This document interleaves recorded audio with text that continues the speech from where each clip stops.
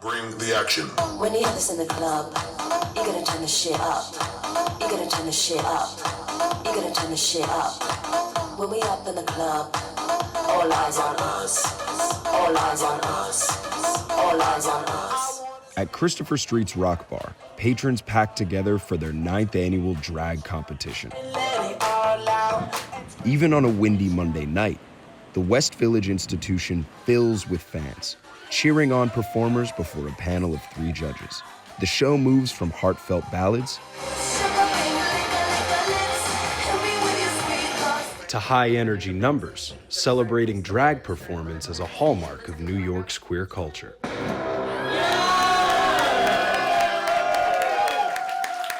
Since opening its doors 15 years ago, Rockbar has promoted itself as proudly cheap. And Coma White, former winner and host of their drag competition, says it has become a key welcoming space for the LGBTQ community.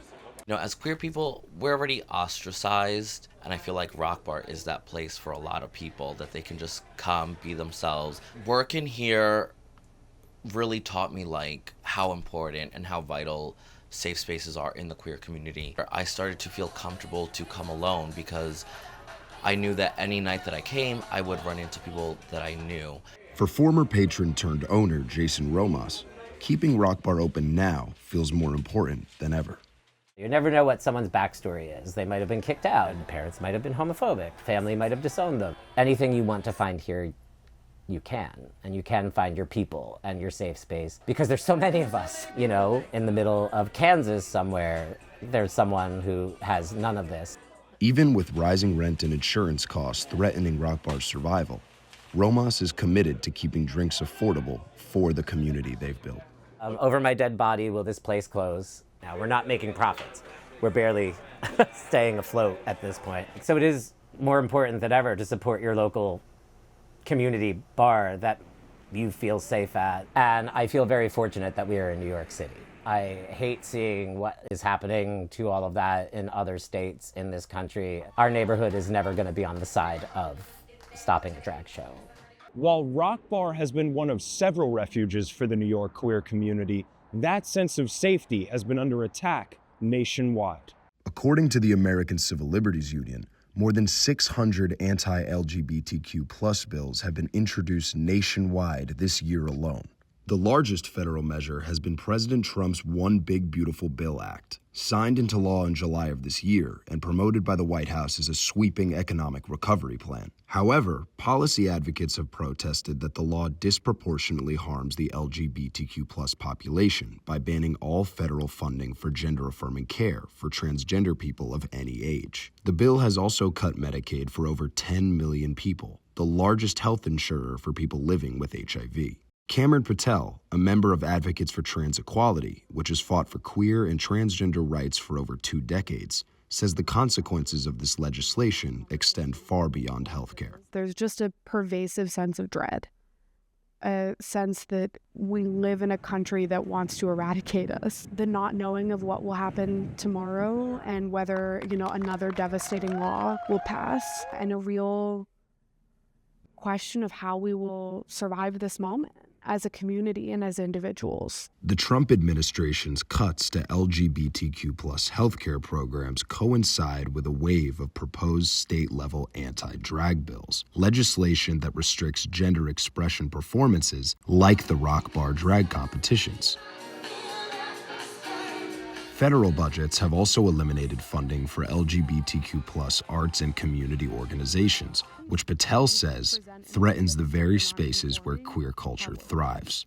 Some of the wording of these laws is very broad in a way that means that they can be applied very extensively and in a way that is not going to be restricted to a drag show. I mean, this isn't just an attack on trans people and an attempt to erase the community at large by chipping away where they can and where they can mobilize support to do so. It's making us see, I guess, how the world feels about us. Felix Luar, another person striving to protect queer safe spaces, has been teaching ballroom culture classes at the Borough of Manhattan Community College since October of this year. Emerging in the late 1960s in New York City, ballroom culture was created by queer communities as a space to exist freely through dance and performance, and often as a refuge for LGBTQ youth who were pushed out of their homes, as documented in the 1990 film Paris is Burning. Today, ballroom continues to bring queer communities together, with a history that Imani Marcano, president of the BMCC Pride Panthers, says inspired her to sponsor this event. I love to see other people happy and just seeing them in their own element. Especially in this world, a lot of people don't have that luxury of having family or someone to speak to. And spaces like this give queer students just a breath of fresh air, just that I can breathe, I could be myself, and I could have a conversation with like-minded individuals and not be judged. So go counterclockwise, so this way. Go from inside. I go circle around here, kind of. Yeah. But with the Trump administration's cuts to federal arts programs, targeting those that support diversity, and what an official White House statement refers to as gender ideology, organizations that serve queer communities are struggling to keep their programs alive. A lot of organizations that usually, pour money into balls that are happening, they are no longer able to provide their support because of those cuts. It's not just that, it's also us setting, providing a safe space for other people that may need an escape from what is going on. It's them saying, hey, the spaces where you are allowed to be who you want to be should not exist. So in us losing that, we lose a piece of ourselves. Historically and currently, queer people cannot exist as their full selves. It's not only uncomfortable, but it can be actively unsafe. There's a pressure to suppress who you are in order to access opportunities. And being in a safe space as a queer person is often one of the only places in which queer people can actually show up as their full selves and not feel at risk of violence. From neighborhood bars fighting to keep their doors open, to ballroom performers fighting to keep their expression alive, these spaces have become more than just venues for the queer community.